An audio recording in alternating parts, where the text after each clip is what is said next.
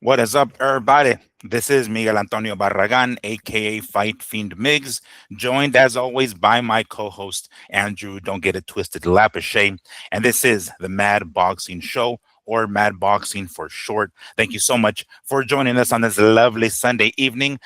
This is the second to the last show of 2025 for Mad Boxing.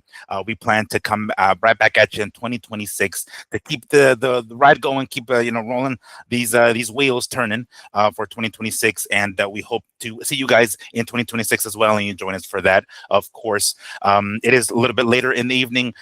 Normally, we try to stick to like a Sunday morning schedule, but unfortunately, schedules kind of get a little in the way sometimes, and we have to kind of switch up the times. But that does not mean that we skip out because we want to make sure to give you guys a show every week. As I mentioned, this is the second to the last show because although we normally do Wednesday shows, because this Wednesday is Christmas Eve, we're going to be skipping that. Of course, we're going to be super busy. And then the following Wednesday is going to be New Year's Eve. So it's going to be busy. It's definitely New Year's Eve, right? More than anything else. So this will be the second to the last show. We will be back regardless on Sunday to give you guys the year finale, right, that we like to talk about, because we like to, make sure we close the year out right with you guys. There was some boxing. There was some boxing yesterday. Yeah, it wasn't the best kind of boxing, right? But don't lie, you guys tuned in. If you guys have Netflix, y'all tuned in. We all know damn well we all tuned in because if you got a subscription to Netflix and everybody's mama does, maybe it ain't your subscription. Maybe you use someone else's password, which it happens. You best believe you tune in to watch Jake Paul versus Anthony Joshua. Holy hell, this is taking the internet by storm. Is it real? Is it not? Is it legit? Is it not? I don't know. But the whole card was all right, not too bad. A couple of controversies here and there, and we're gonna talk about it. We're definitely gonna be going into it because there was some boxing. There was even some boxing from Abu Dhabi, Dubai. I forgot where the hell it was. Andrew Tate against Chase Demore. Who the fuck? What? But you know what? When there's nothing else to watch, we're gonna watch two dudes throw down, and if that's on, you best believe we're gonna catch it. So, that being said, for those of you who don't already know, Anthony Joshua defeated Jake Paul by sixth round, I guess KO technically because he didn't beat the 10 count, right? So, I know right off the bat, everybody and their mama going online talking about, oh shit, Jake Paul lasted longer than Francis Ngannou. Oh shit, it's like, come on, yo. We knew that he was gonna, do what he can to step away and stay away from Anthony Joshua. Of course, that's the fight that we're going to be talking about the most. Of course, that's the main event. There were some fights on the undercard, of course, that we're going to be touching on, but that's the one, right? Took place Friday night, I should say Friday night, in Miami, Florida. And it was live on Netflix. Anthony Joshua coming away with the victory in 6 rounds. I'm hearing a lot of people pissed that it even took that long, but before we get into the nitty gritty of the end result, Andrew, you and I both watched it. I watched it afterwards. Before the ending of the fight, what was going through your mind? Were you thinking AJ's kind of holding back a little bit, not really cutting off the ring, letting him get away, or was he like, damn, or were you like, damn, Jake is doing a really really good job of staying away? No, look, Jake was doing a good job of not fighting, of trying to not engage in a fight, not to have. He didn't even want Anthony to engage. Really, he was doing his best, tackling, running. He was doing his best. So look, going in, Miguel had picked the fifth round. Right, I thought these guys. I felt it was scripted. I think we all knew it was going to be scripted, right? Mm. But I think we need to also define what that is. That word is scripted, though, too, because I don't think Jake Paul has any kind of clauses in his fights saying, go easy on me. I need to win. I don't think it's scripted in that way. I do think he asked to put on a show. That's all he asked for. And like the Chavez fight, maybe there's something. Hey, in the last two, we'll go for it. In the last 3 rounds, we'll go for it, man. But let's at least give him a show. Might be some agreement like that going on because Miguel, Anthony Joshua was definitely carrying that fight in the first 4 rounds. He's missing punches on purpose. He's punching at the air. He's not throwing when he should. He's punching in lots of the body, the shoulders, not really going on top too much. Yeah, I noticed that. Yeah, he was carrying the fight. And I don't think it had anything to do with, they said it's when Jake Paul hit him with the right hand in the 5th round. That's when it pissed him off, and he decided to throw it all out the window. Stop it. There was a point where these two men were going to start really fighting, and I think Jake underestimated just a little about how hard that was going to be to get through. And look, 5th round, he drops some twice. You can tell the punches they're close, Miguel. They're close. He's missing now. In the 5th round, you can see it just turns that Joshua just turned it up a little. And he was barely missing that knockout punch. And, 3 minutes later, or a little under 3 minutes later, it does come in the 6th round. Excellent fight for Joshua. Look at what they're doing with this highlight and the Ngannou highlight. It's already on split screen. Mhm. The Ring Magazine's already pushing it. DAZN's pushing it. Joshua went viral. Look, we got to talk about it. I know we're going to talk about this fight, but we got to talk about Joshua. Like, DAZN needs to be a little bit scared today. They really do, because that was a whole nother level for AJ in America. A whole nother level. And he's already done great things. Should not have been Jake Paul that made all the people wake up in America about Anthony Joshua. We'll get into that. But as far as the fight, look, I don't know if I talked to you last night. I believe Jake Paul is done as far as boxing. And look at people, I know it's all been said by now. By the time you guys hear this, everyone, that doctor has already come out and said he's done, and a million websites already said it. When I found out, when those x-rays dropped to the 2 broken places in the jawline, he's done. He's done. He's not fighting heavyweights no more. He's not fighting cruiserweights. The very best they might be able to get out of Jake Paul is another Gervonta Davis type matchup where it's some guy 30, 40 pounds lighter than him. But as far as his run, he will not be a champion. Shame on Oscar for ever saying that. That was stupid. Oscar even went as far as to say that he would win. Yeah, like there's like a video of him saying like styles make fights and yada yada. AJ coming off of the loss, like, oh dude, come on now. Like, I don't know what he was intending, how that benefited him, Oscar, because Oscar's a selfish dude. He's going to say the things that are going to benefit him, right? Things that are going to maybe get engagement on his page or something like that. I'm not entirely sure, but he went as far as to say that he thought, Jake Paul can actually win. I don't know. I mean, he threw that right hand, right? That was kind of his Hail Mary. That was really the only thing he was able to do. And it landed to some degree. I'm not sure how hard it was, but I mean, obviously enough for Joshua to just shake it off and keep coming. Yeah, so that's, and you know what, I hear this a lot, right? People want to see because they hate Jake Paul. They want to see him get knocked the fuck out and knock the fuck out. To some degree, you have to realize that there are worse fates than being fucking knocked out. You know what I'm saying? Like, you can get knocked out, cool, fine, but you wake up with a little bit of a headache, fine. You have a concussion, right? You have some time, take some time off, and you'll be fine eventually.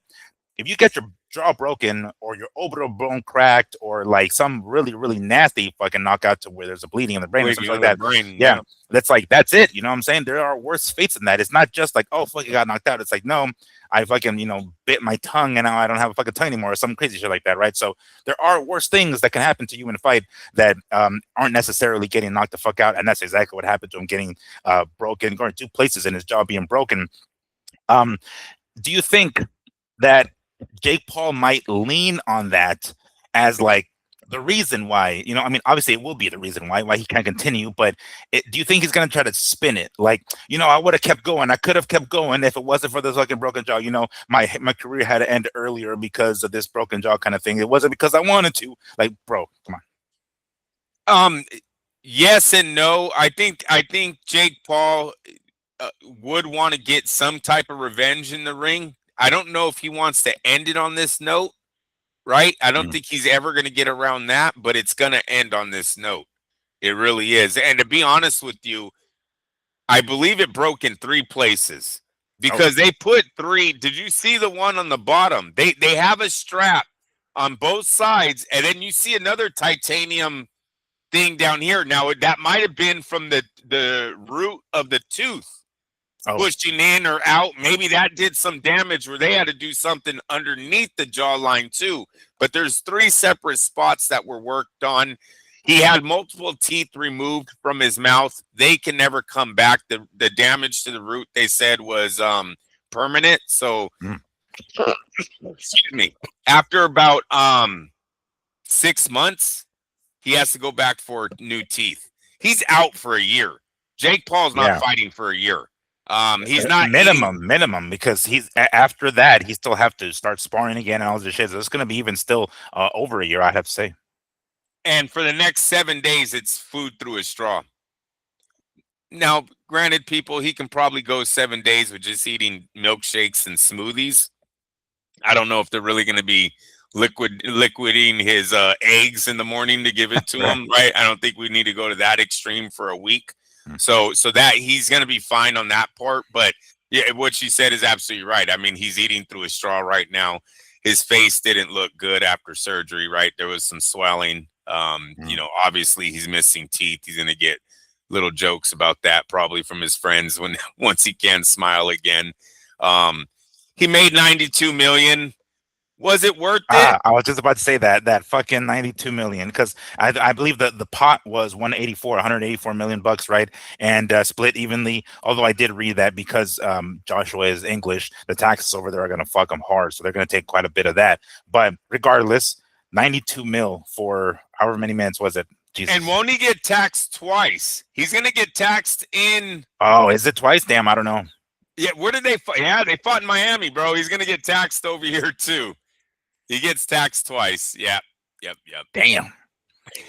Wow, that's well, I hope it was worth. I mean, I mean, it was a sparring session, right? It was a sparring session. Definitely. He barely got tagged. It was just him working up a sweat. The weight wasn't a factor, you know, that whole weighing under 245 or 245 and under, or 243, whatever the hell it was.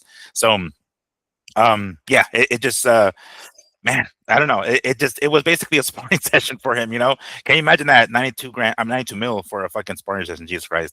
But yeah. So you think this is the end of Jake Paul? Now, not Jake Paul in the sport of boxing per se, but fighting. Maybe he'll have one more fight because he's going to be out for a year and a half. You know, we can say that, right?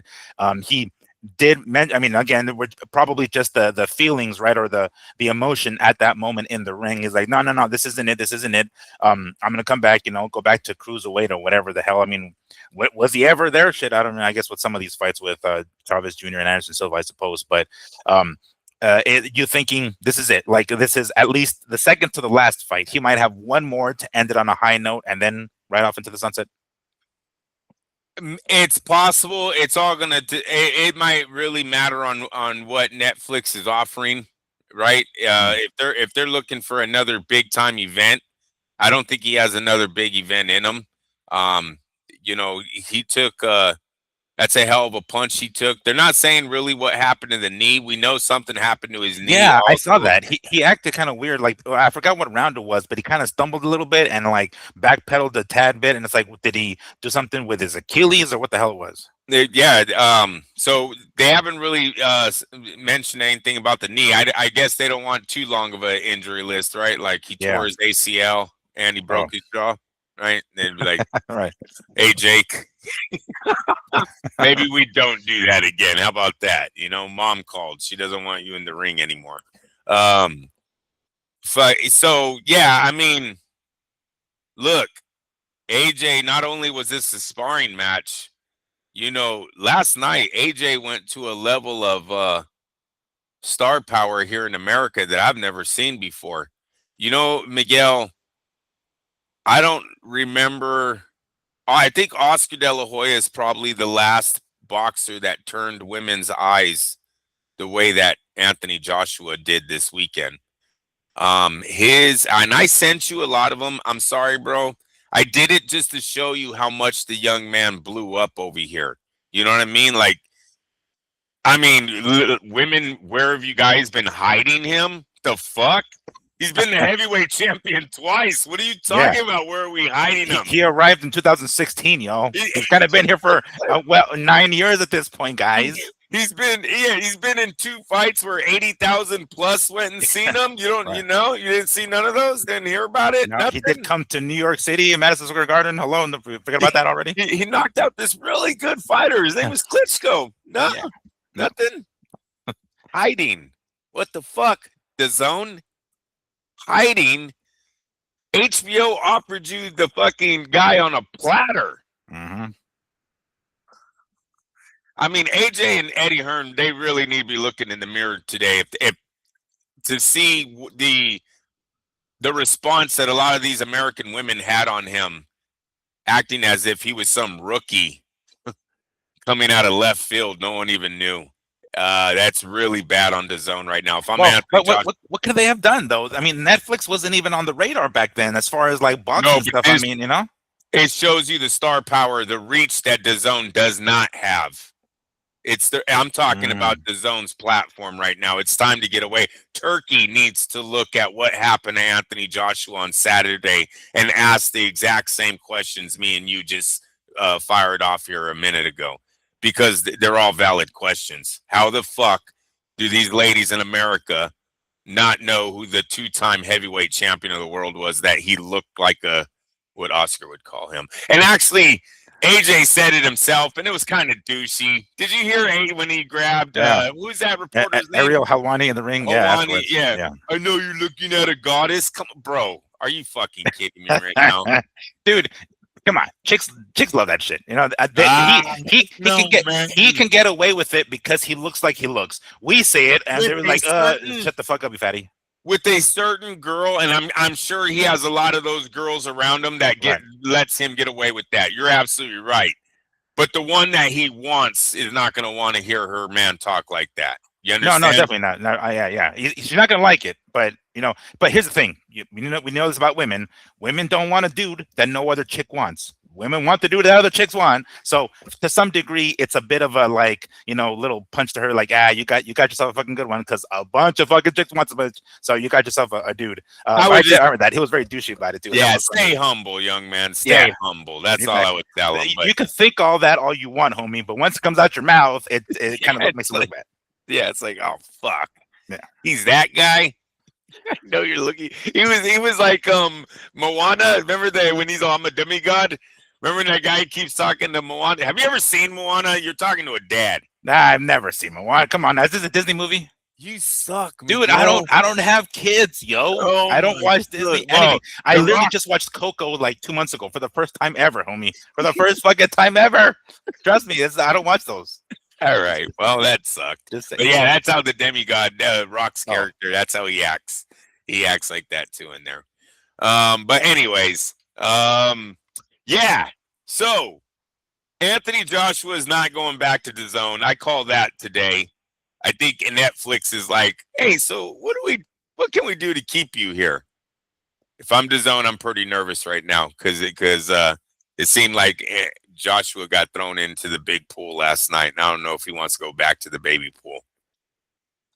Yeah, that's very true. I have read, this is kind of like a slight off subject, that Oscar De La Hoya and Golden Boy might not be renewing their contract with DAZN. So I don't know how many more. I think 2018 is a 8-year deal that Matchroom signed with DAZN. So 18, 19, 20, 21, 22, 23, 24, 25. So we're talking one more year, I think, if I'm not mistaken, if I'm reading this correctly. DAZN signed Matchroom to an 8-year deal that started in 2018. So we're rapidly approaching that last year, whether or not Matchroom is going to stick around with DAZN or what the hell's going to happen, because now DAZN is kind of in this weird situation where they might not have Golden Boy for much longer, might not have Matchroom for much longer. So definitely we need to keep an eye on DAZN because they are losing money. It's been reported that sometimes they don't lose as much as often as other years, I should say, but they're losing money. That's what we're reading. So yeah, that was a good one. I think DAZN, we should keep an eye on how this relationship with Matchroom is going to continue. Right. Did you see Jake Paul's like CEO or I'm trying to think of the word here, co-founder of MVP Promotions, Nakiza Badarian. He was on the mic a lot last night. He during the post-fight press conference went as far as to say Jake lost because of size difference, not skill difference.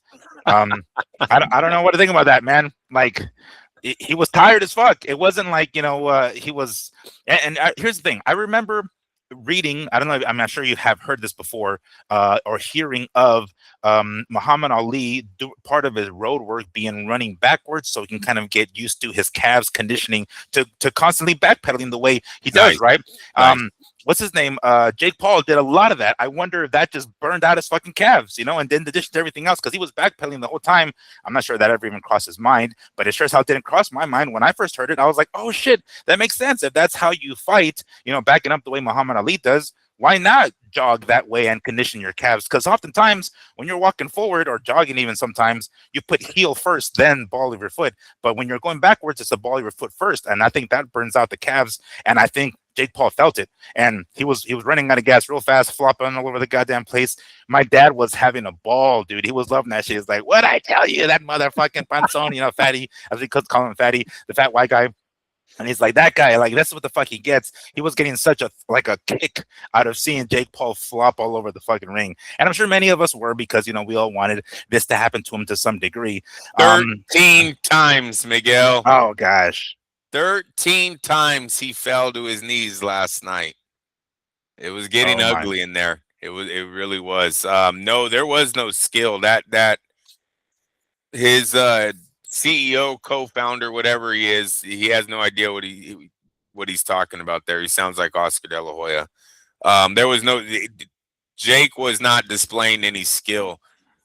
Similar to almost all the fights where the exchanges start happening, you see a lot of flaws in Jake Paul. We've seen Jake Paul hit before. Last night was no difference. The difference was he fought an active fighter, right?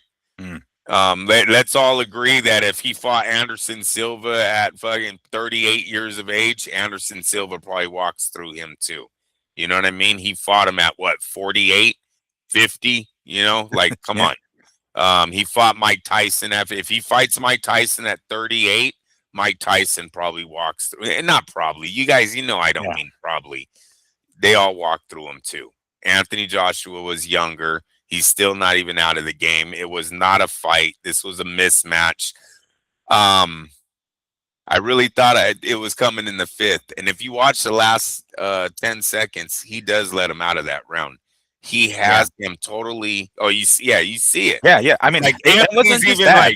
It wasn't even just that round. There were a couple of times where he has him cornered and literally just steps to his right and then gives the whole left side for fucking for Jake to get out of him. Like, okay, hello, that was a little obvious, but anyway. Yeah. And then the whole. When did we ever see Joshua doing this thing? Like, what the heck? Well, it was about round 3, but I had to keep telling myself, you said round fucking 5. They're doing exactly what you said, so just leave it alone, right? Because I was getting a little like, what?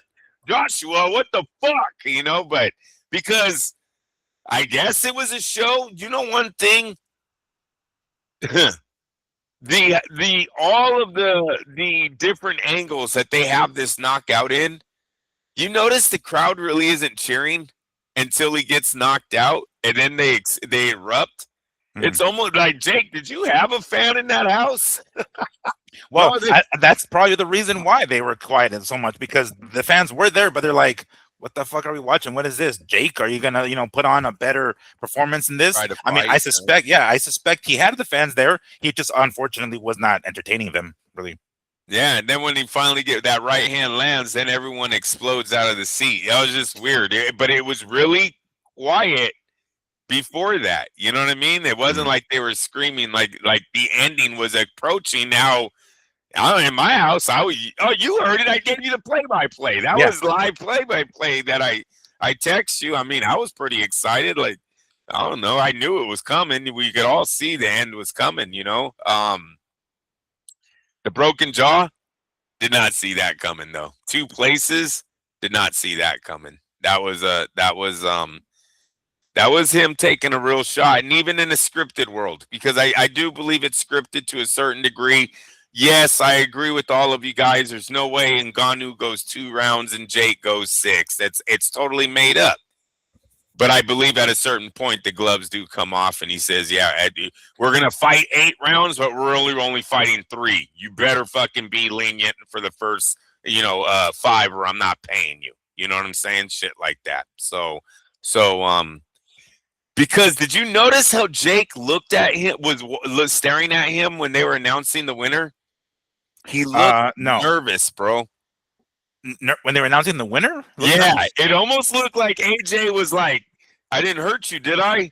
Fuck, did I hurt him?" But like, if his money was in jeopardy, you know what I'm saying? Like, if you guys go back and watch AJ's face reaction, yeah, I kind of was like, dude, why does he look like he's like, he looked nervous, almost like he was about to lose some money because he fucking hurt him too bad. Because did you see Jake fucking spits right in front of him? That's that big thing of blood. Yeah, during the interview, yeah. During the interview, yeah. And that could have been telling him, like, look, motherfucker, were you supposed to do this? You know what I mean? Like, because yeah, I mean, the guys, he altered his life a little. That break is his jaw will never be the same, bro. Not on 2. Not on 2. No, which is kind of ironic because of how much that motherfucker talks. It's like, damn, that's like the best thing he could do is to break that motherfucker's mouth so I can get him to quit yapping. I've seen a lot of these memes of Ngannou going only 2 and this motherfucker going 6. Let's put things in perspective here, right? Ngannou's a big motherfucker. You don't want to. I can imagine in AJ's mind going into that fight. It's like, if I get this dude in trouble, I say I guess when I'm finishing this motherfucker. Like, I don't play around with this motherfucker. This dude can fuck me up. You can play around with Jake Paul, right? Like, you can play around him. So it lasted a little bit longer, largely from the running, but also AJ, like, look, bringing these people to show, I can fuck around with you, like, it's not going to be that bad because you're that low of a threat, frankly.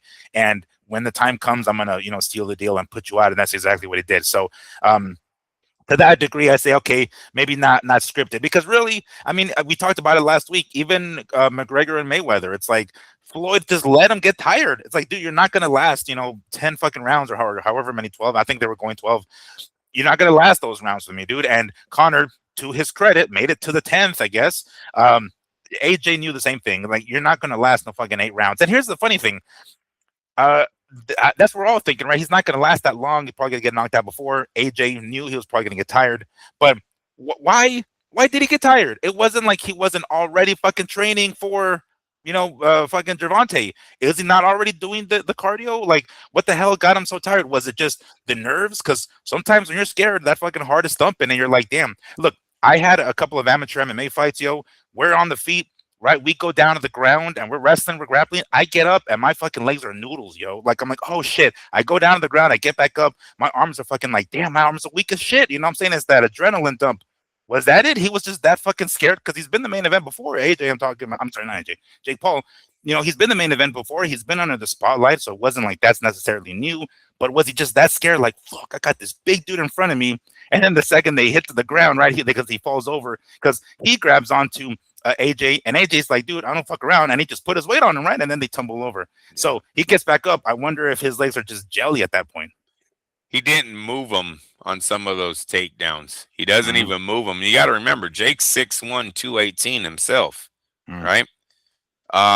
So that was probably getting him tired. The fact that he was trying to tackle him and wasn't moving the man, right? But he's putting everything into these. There's 13 of them. Nerves. He's not a true boxer. He was fighting a real boxer that knows how to apply the pressure, not only physically but mentally, right? So he is going to break you a lot quicker than another fighter, right? Because another true boxer would be ready mentally and would be ready physically. If you're not ready in both of those to be prepared to fight, once again, people, that's why it's foolish for the ones that said that Jake even had a shot. He's a fucking gold medal winner. This guy won in the Olympics. He's already faced the world. Jake Paul he's nowhere near this type of level. So yes, he got tired. emotionally and physically, it was all tired seeing that. Spiritually, he was spiritually tired. Hey. Every fucking which way. And did you see him the night before trying to do that bullshit? He was all in there. Oh, if I envision a win, he was trying to do that, like talk it into existence, kind of BS. He has like one of those like vision boards. He got on the vision boards and it's fucking. It's like he's ringing to the fucking. He should have done that. He totally should have done that. Brought it to like the press conference. Like, this is my vision board, guys. I'm gonna manifest this. I'm gonna manifest me beating Anthony Joshua by KO. Bro, it manifested his ass to fucking just eating out of a straw today. That's what he should have been thinking about. But $92 million is what he's gonna keep throwing in our face. And with that, I say, congratulations. You made it to the top. It was embarrassing when you got there, but you made 92 million, and MVP Promotions looks to be in a good position right now. If I'm Jake Paul, I'm down there at the Olympics, the next Olympics coming up, and I'm trying to sign me the next American or Puerto Rican star because he lives in Puerto Rico. Why not try to reach out and make one of the island fighters some serious money coming out of the Olympics and get them going? So he's in a good spot right now, at least as far as promotional company. Doesn't need to take another broken jaw. We've seen enough of the Jake Paul thing. And that's kind of what I was talking about earlier. Like this, we might see him one more time in the ring, maybe. But if we don't, it's not like he's going to be out of the boxing business entirely. He's probably most likely going to go straight to promotion and promoting, because that's kind of what he's done recently. And we're going to talk about this because on the undercard, we saw Tyron Woodley and Anderson Silva. And then unified super featherweight champ Alicia Baumgardner on the undercard as well. So the train keeps rolling as far as promotion goes, because it's like what he does is he gets the eyeballs on him for the show and then stacks the undercard with people that need the eyeballs as well, right? So that's kind of what he's kind of been doing, and he's been doing a lot of that with a lot of the women boxers. So I have to assume that that's going to continue, whether or not the viewership is going to be the same, because usually it's him at the top of the card, right? But if he's no longer going to be in the ring, I don't know if the viewership is going to come exactly the same as it would have had he actually been on the fight card as well. But I guess we're going to have to wait and see how well that jaw heals, whether or not he intends to come back at all. Because look, even if the jaw heals 100%, sometimes up here it doesn't heal. And I'm talking about you're going to have doubts now. Like, that doubt is in you. I can guarantee you, Conor McGregor returns to the ring, his foot, he's going to have the doubt whether or not his foot is going to be able to check in a kick or throw in a kick. When your fucking leg breaks like that, it takes a lot to overcome that. And I'm not just talking about the injury itself. I'm talking about mentally. You're going to go in there with a little bit of doubt. You're like, damn, do I put this much weight on it? Yes, they still go to physical therapy, but when you're in the ring, the last thing you need is to doubt yourself. You have to be there with 100% confidence and the belief in yourself that, whatever's going to happen, you're going to be able to protect yourself and everything. But when you go in there with some sort of doubt, even if Jake comes back, I'm sure that doubt's going to be in his mind. Can I take the fucking punch? Will my jaw withstand the punch of a cruiserweight even, because it's not like those cruiserweights are that much smaller than heavyweights. They're a little smaller, but it's like those guys can still fucking crack. You know what I'm saying? So it's not like he's going to be able to get away with taking shots at cruiserweight anyway. But definitely something we want to keep an eye on, see what happens and how quickly he heals, or, whenever the next MVP show comes, or whether or not he's going to be, I'm assuming ringside, right? That's how I can describe it. But that's a good point. I think maybe take a look at amateurs, especially since he's in Puerto Rico, right? Find your next Miguel Cotto, I suppose, right? See if you can bring up the next Miguel Cotto and put him on there. Xander Zayas or whomever else. I know he's Xander's with the top rank, but, one of those kind of guys, right? To be able to showcase MVP and continue that shit going. You mentioned the crowd earlier. Did the crowd look a little thin? Or is it just me? Did it just look? Now, I was watching some of the early bouts. Obviously, the crowd wasn't there yet. The majority of people wanted to see the main event. But did the crowd look a little thin? Like there was just a lot of empty seats, or was it just me? No, it did look like they pulled the old bring everyone down. Let's fill up the main bowl for the main event. That's what that's the vibe I got from that telecast, because it did look like the lower bowl was thin until the main event happened, and then they did not do a very good job of showing the top. It was only like, let's darken out up there and just keep it all on the bottom here, and that's really the only camera angles we got. So yeah, I don't think ticket sales are that great, but look, that's not what Netflix was into. And I don't think Jake Paul and Anthony Joshua gave a damn when they got told they were making $184 million for a fucking 8-round fight. This is money I don't think Jake Paul ever thought he was going to make in a boxing when he first started this. I don't think he'll tell you he did, but seriously, 90-something million in boxing, that's pretty huge for a guy with only 13 fights. So no, they should be happy with the money that they're getting from this event and move on. Unfortunately, he did suffer an injury that is going to alter his career. But this should have been his grand finale anyways. This was his title. You know what I mean? Like, what was he really going to do? Fight Usyk next? I mean, seriously, come on. Like, this was his Rocky moment.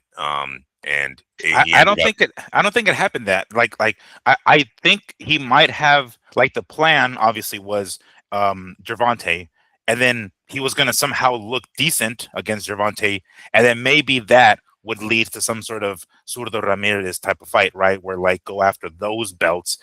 Everybody, even Oscar himself saying, yeah, he can be champion in a couple of years. Maybe even sooner than that, because when he was asked, Oscar, I'm saying, about a potential fight with Zurdo, and Jake Paul, it's like, yeah, that's very realistic. Yeah, I can see that happening, right? He made it seem like that. So I think the plan was Gervonta first, right?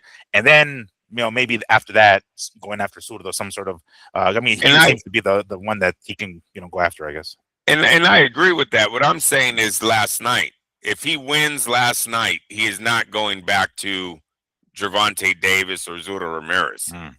If he beats up a 6'5", 245-pound heavyweight, he's going to fight Usyk probably next, which is all bullshit. Remember, thank God I could do my podcast too. I was like, hey, I told you guys I could still do my podcast. Yeah.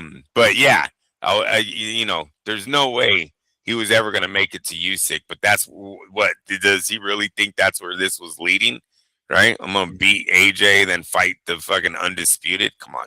This is a joke, and unfortunately, like I said, he might have ended up with 2 injuries too, because they're not telling us about the knee, right? But something happened in that ring when he got hit with that right hand. It kind of jolted his leg so bad that might have hyperextended or something.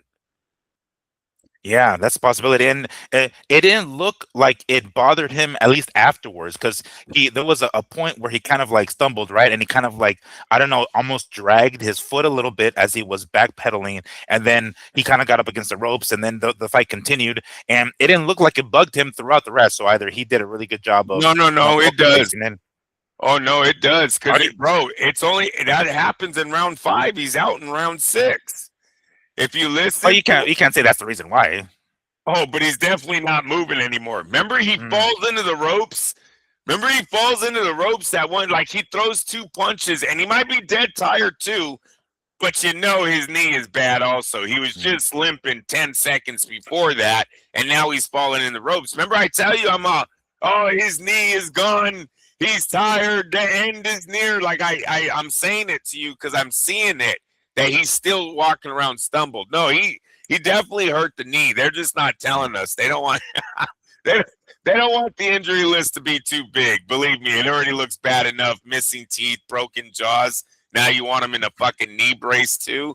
It'll get real ugly. It'll get real ugly for Jake. Yeah, when you mentioned DAZN, kind of like DAZN should watch out, because they might be in some trouble considering this the success because of Anthony Joshua and Jake Paul. I thought to myself, you know what? I wonder if people might there might be a backlash with Netflix. I thought initially because of how bad the fight was. Like, people don't want to tune in to watch it. I pulled up here right now. This is what AI is telling me. Whether or not it's accurate is another story. But AI is telling me that 60 million households tuned in, at least in the U.S., according to this here, tuned in to watch this. That's massive. You know what I'm saying? that's Now, these are significant. just early numbers, I'm assuming, because I think we're what 48 hours removed from it, so maybe there's going to be more to tally. I'm not sure how it works specifically, but when it comes to live streaming like that, but from what AI is telling me, roughly around 60 million people tune in, or 60 million households to watch this on Netflix. So, man, The, that's quite a success, huh? that's great success. The bigger number is going to be he outdid Terrence Crawford's Google search in one night. Hmm. Right. Terrence Crawford was the #1 Google searched athlete before Anthony Joshua's fight. Now he took all those numbers overnight. There were girls putting up collage. Is that how you say collages? Is that Like a when whole they bunch of put it? pictures of him? Yeah, a Yes. collage. They Yeah, went you a got it. collage. They went searching the web, Miguel. Like, man, this boy been fine for hell long. Like, what the fuck? Yes, he's 38. He's not even young. Talk about dropping the ball. You know, AJ, oh, he can't be happy this morning. He can't be happy this morning. He spent a long time over there in the zone. Hey, he's worth 283 million. Mike Tyson was worth more. Lennox was worth more in there. Yeah, I mean, he missed a lot of money. Bro, he missed a lot. That should at least be doubled. He's not even. AJ sells Miguel, I can guarantee you he's fighting in America next. The girls are going to be all over that fucking fight. He's going to have all the movie star girls there, all the singers. It's De La Hoya all over again. If they can save his 38-year career, right? 38-year-old career. They got to get him an opponent. Wilder? Huh? Now that fight look. You know what? Fuck the Fury fight. Hey, I got to get to Eddie Hearn. We got to talk to Eddie. Yeah, Eddie, are you watching this? Because I know you watch the show. It's Wilder in Vegas. It's at Allegiant Stadium, bro. Mm-hmm. Not fucking Fury in Saudi Arabia or in the UK. Like, we thought initially, at least right prior to this, that all right, what's next? Well, Fury is next, probably over in the UK or even Saudi Arabia. If Turkey gets involved here, and I'm sure he will to some degree, and he says, no, I don't want to see no Wilder and AJ. I want to see AJ and Fury in Saudi Arabia.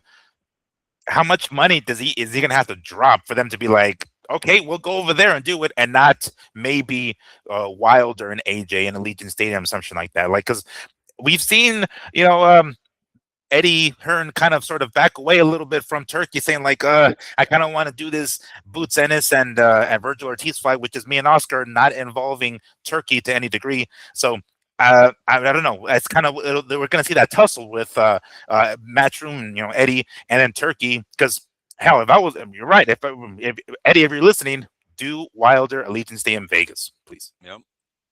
There's more money. Mm-hmm. There's more money. And look, if AJ wipes out Wilder, which is not 100% guaranteed, but it's a great matchup, you can then take Wilder to face Usyk, and not Fury, but take Wilder to Dubai to face Usyk, and that fight will do great. But if AJ wins, now you take AJ plus all of his new fan base to Dubai. Girlies. All of them, because I think the rich are coming. I think he's De La Hoya all over again. I think Jennifer Lopez and P. Diddy are going to be in the fucking stands. Not this generation. We all know P. Diddy's missing this next one. Like, P. Diddy will come out of fucking prison to buy a front seat ticket. He might, though. Watch that. Hey, does he have a dirt bike in there? No, I didn't see that. Oh, gosh. Are you serious? Oh, come on. He's out chop all over again. He's like, yeah, let me go ahead and have a gold fucking toilet in my cell, please. Oh, good Lord. Yeah, we're gonna see 50 Cent there. We're gonna see Eminem there, probably, right? Those kind of guys. All of the singers, all of the performers, they're all coming out for AJ. I had never seen anything like it on the internet. I believe those numbers are going to be what wipes this thing out, is what he was searched on that night.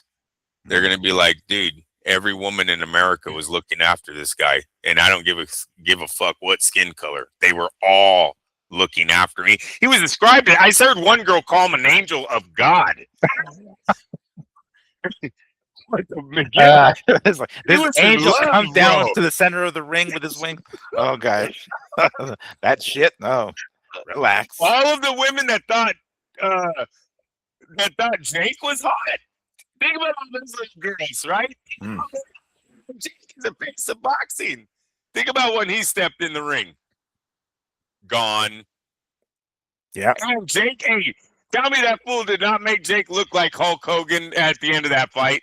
Why did it look like he had lost hair? He was all sweaty. His fucking baldness was all coming through. Oh my God, Jake, you got fucked up in that fight.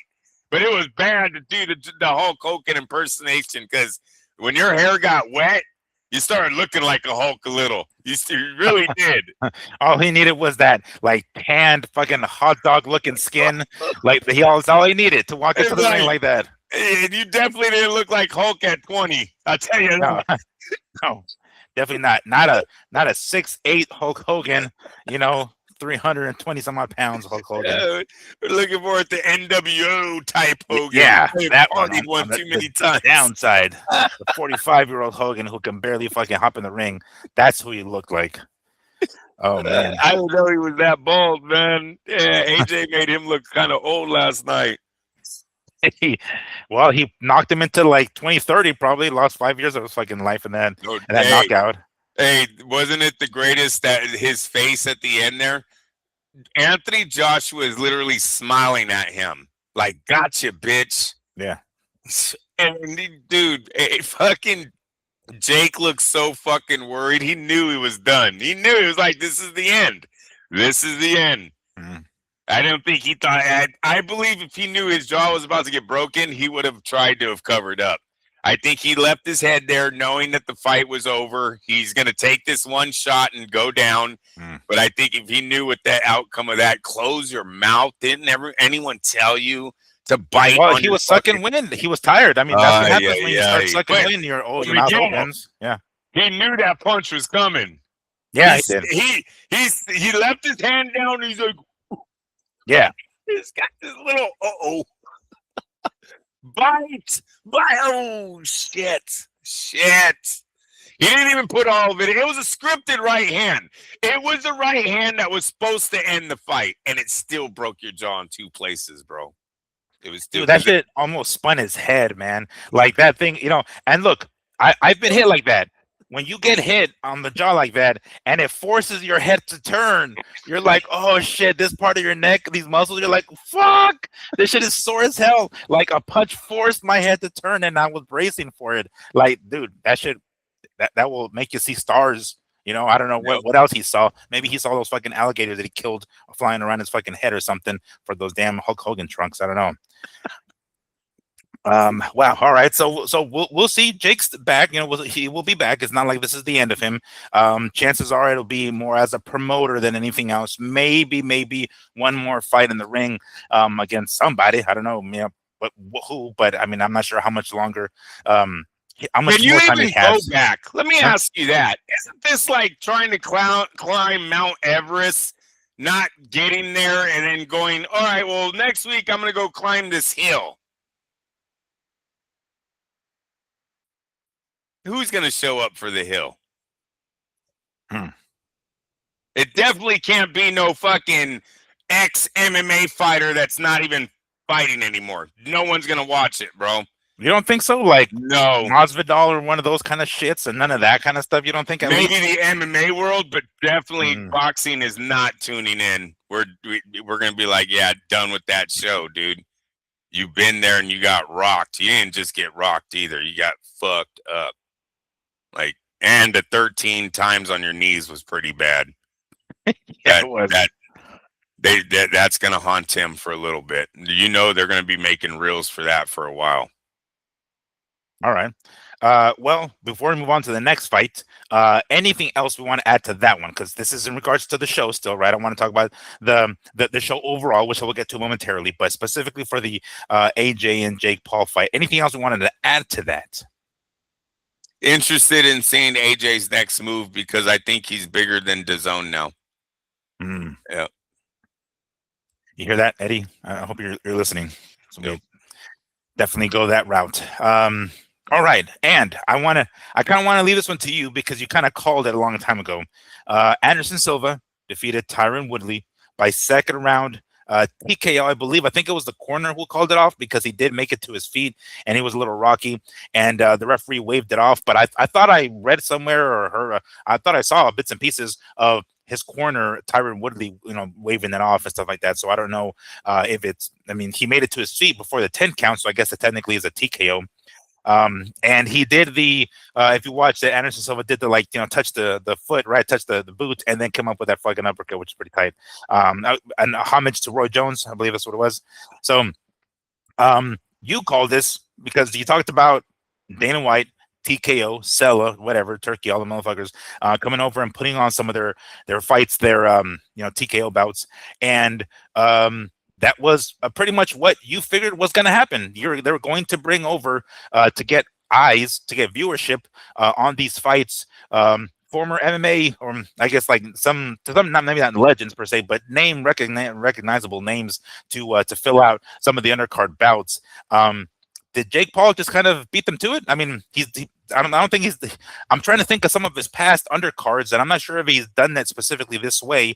By the way, this fight was supposed to have been Anderson Silva and Chris Weidman because they did fight twice in MMA in the UFC, and this was supposed to have been the rubber match, but of course in a boxing ring. And even after the fight, Anderson Silva, called out Chris Weidman, said, "Hey man, when you get better, let's do this shit because I want to get this deal done with you and get that trilogy out of the way." So even though Anderson lost twice, the first time he got knocked the fuck out, the second time is when he broke his leg.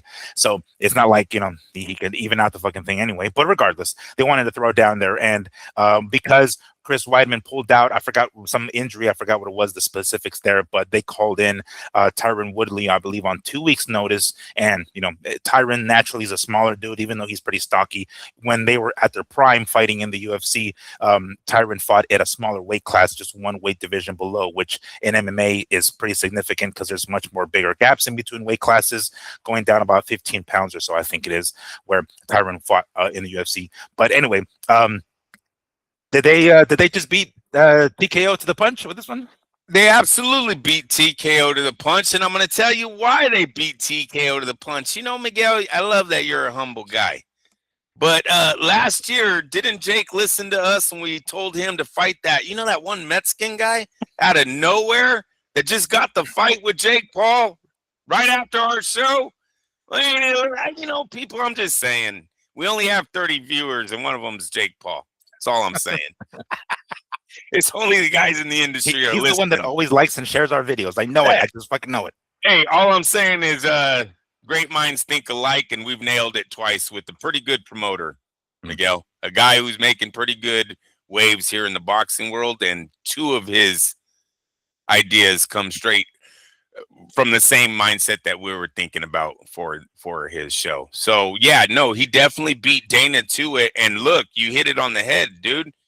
There was another MMA fighter that was already signed up to get in the boxing ring. So in the last 2 weeks, we've had Ronda Rousey saying she'll fight Katie Taylor. We had Weidman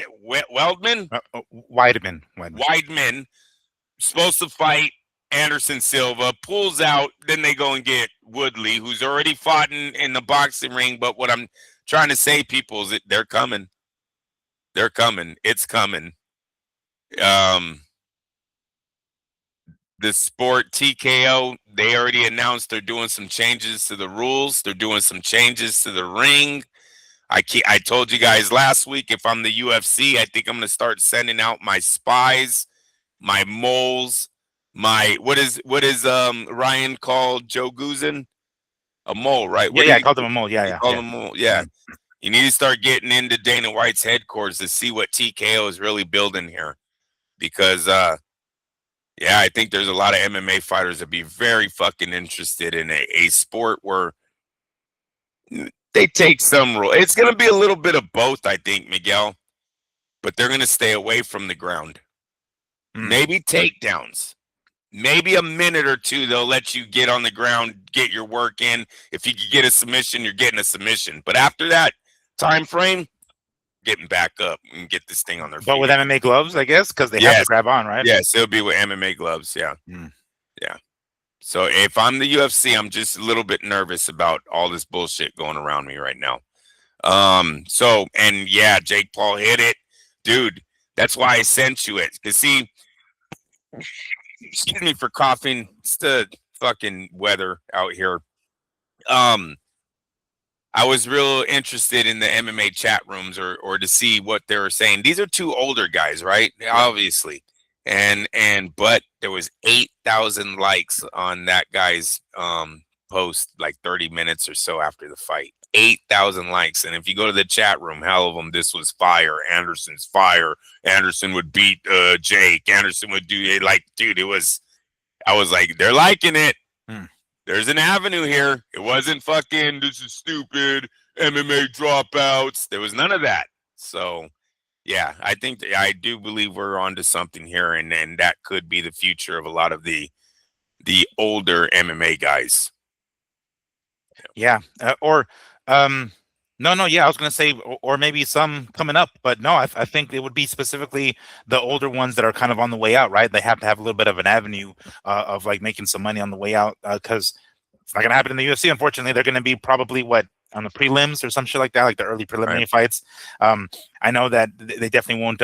In an open market, in the open market that boxing is, they're gonna be probably most likely be able to earn more for these kind of fights. And I mean, look at Anderson's fucking 50, and granted, he's a bit of an exception because he is the considered the GOAT, at least the middleweight in the MMA days, or UFC specifically. So he's a bit of an exception because he's still around, right? But he made it on a fucking Jake Paul card. You know what I'm saying? Like, and maybe not the co-main event, but one fight right before it. It wasn't like that was bad. And then the fashion in which he won, which was sweet. That uppercut was nice. He fucking had that.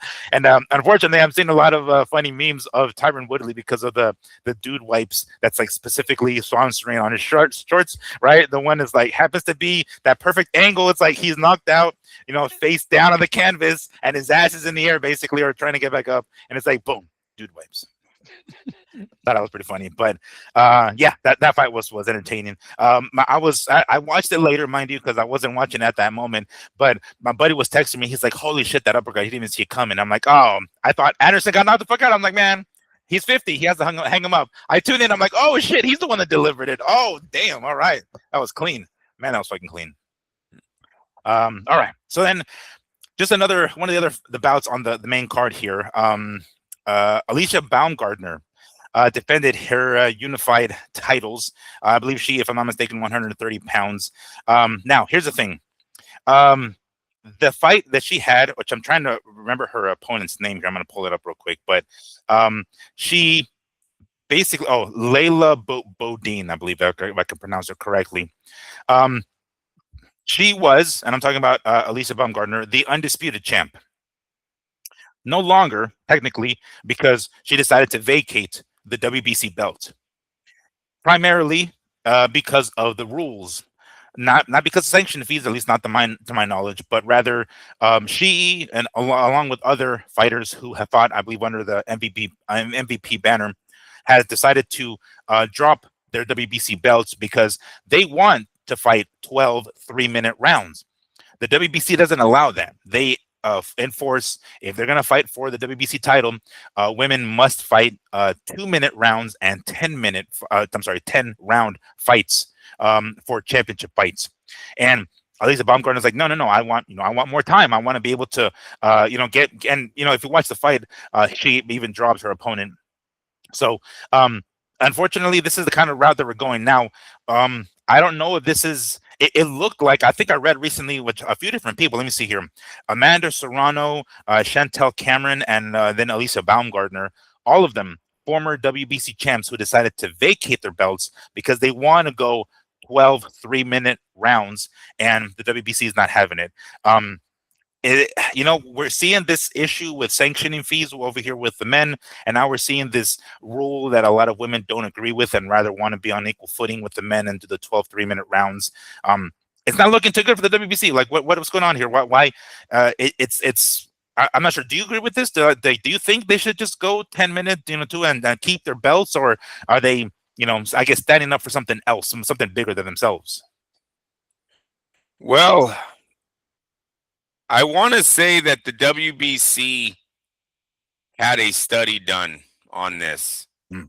and that's what the conclusion of the study was, that girls should not be fighting the same length as men. I'm not a scientist. I'm not a doctor, neurologist, never looked at MRI. So I don't know what the answer is. But don't you think the WBC would want to make money if they wouldn't lie about, oh no, the study said you guys can fight 3, but we're only going to say 2, and you go ahead maybe not lie about it, but maybe it's an outdated study. Maybe there's like newer information that, because maybe it was, I don't know how recent a study it could have been, but could it be maybe they need to fucking reassess that study and see if there's any difference from the last one or something? Yeah, that could be it. Maybe maybe they wanted to restudy it, but they already paid for it. There was a conclusion, and that's what the rules are. It would suck for them to change them because of pressure, and then a young lady get hurt, right? Mm-hmm. So I think they're making the right stand, and you probably have the right answer. Let's go back and do this over again. Maybe ask the Olympics to look into it, and to see if they do, their scientists do studies on their athletes all the time. Maybe they've already done it too. We might be talking naive right now, That's not uncommon on this show. No, I'm just kidding. It's not common that we're just gonna spew the fucking misinformation out here, guys. And if you guys catch us, please, thank you. You guys Someone's are yelling at some other guys yelling at the screen. Yeah. Fucking hate these guys. Like, who the fuck are these goddamn guys? Think they're scientists? It's one fucking Google search. Yeah. I swear to God. It's like you can use any fucking web browser and you can fucking find it, guys. If you guys remember, it was the WBC who actually shortened championship fights from 15 rounds to 12 back in the early 80s for the safety of the fighters, right? It was that Ray Boom Boom Mancini bout against, if I can pronounce the name right, Duke Kim, who passed away from the severe beating that he took at the hands of Mancini, and that was a 15-round bout. And at that point, the WBC decided to shorten them to 12 rounds for championship fights. So they're always trying. They're erring on the side of caution here. They're trying to keep the sport as safe as possible, which by definition, really punching someone else in the fucking face in the head isn't exactly safe per se, but point is as safe as possible. And the WBC has been spearheading this for decades at this point, with the shortening of, and at some point the other sanctioning bodies, the ones that were around at least, followed suit, and they also shortened them down to like 12 rounds. So it looks like they did it. I'm not sure right offhand if they were the first ones to do it, but it was definitely one of the major news when they shortened it from 15 rounds to 12 back in the early 80s. So this is probably the direction they're going. Go ahead. We were going to say something.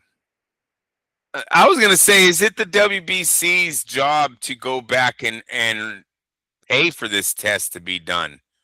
Or maybe should the girls that want the rules changed get the test done on their own?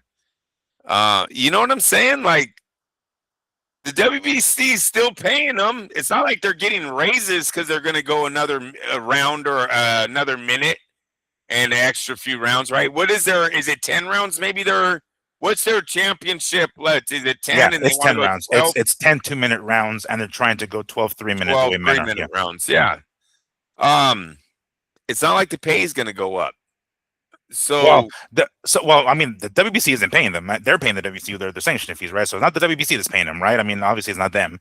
It's their promoter or whatever the hell. Like, I guess the guaranteed purse is the guaranteed purse. But it goes up when you're the champ, right? Yeah. Okay, so the champions are making more money. Yeah, I don't know, man. That's hard to say. It's on. They're doing it for the safety of the women, right? They're not doing it because they're trying to harm the woman.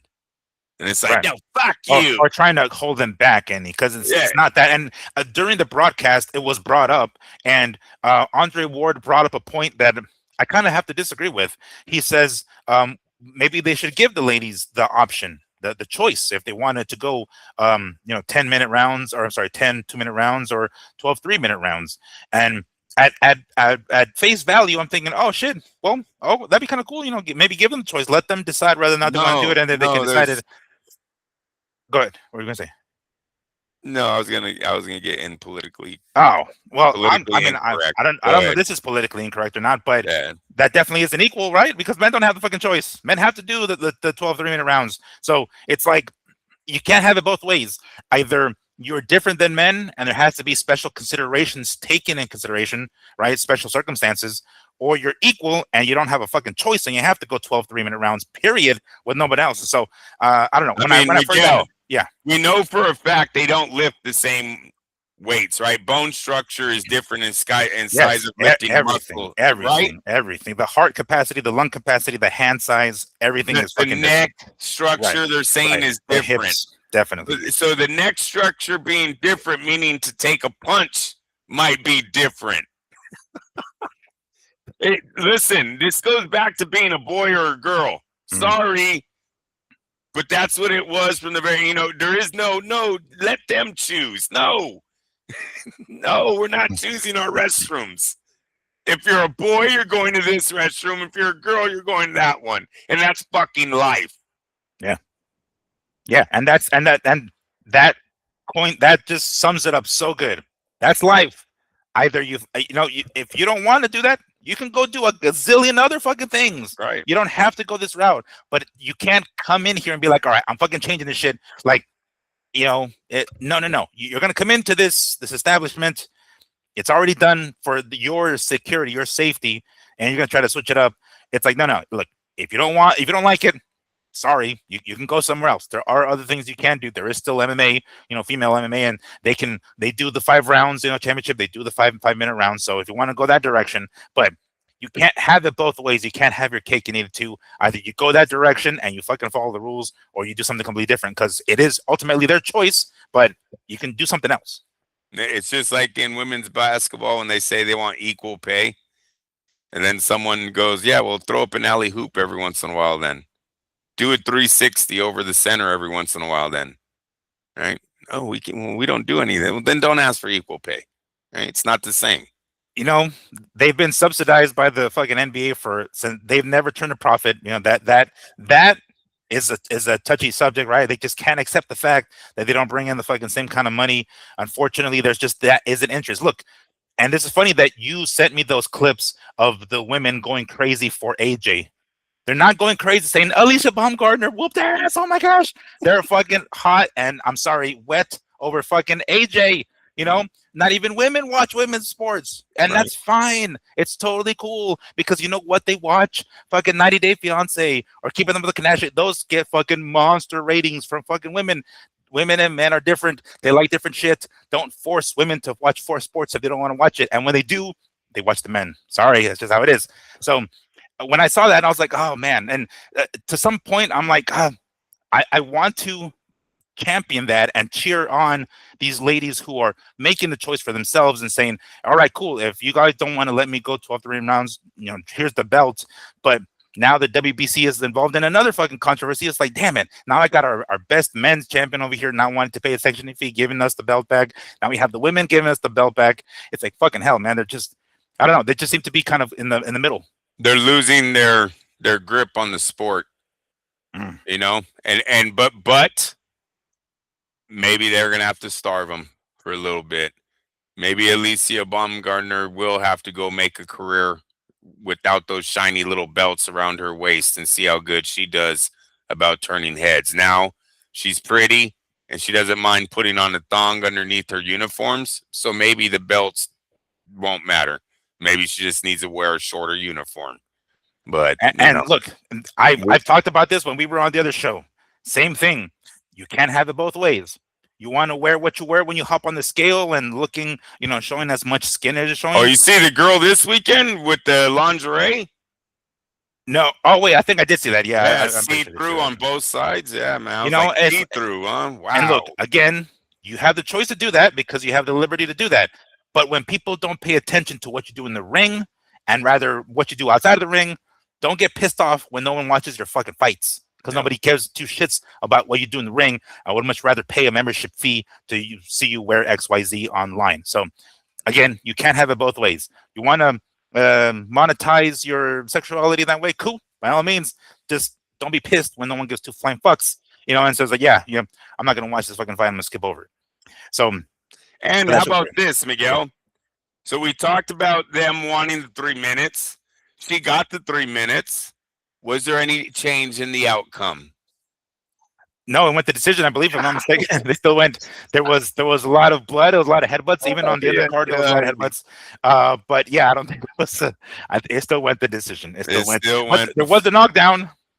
That counts for anything, but there wasn't. In round 5, they were like, "This fight's gonna. It's not going the distance. This isn't going the distance." 6 rounds later, we went the distance, or 7 rounds later. The fuck out of here! Like, come on. Dude, I don't want to see 12-round 3-minute fights. I don't want to see girls with black eyes. I'm a fan of women's boxing to a certain degree. I'm not really a fan of watching women get beat up, dude. Not like that.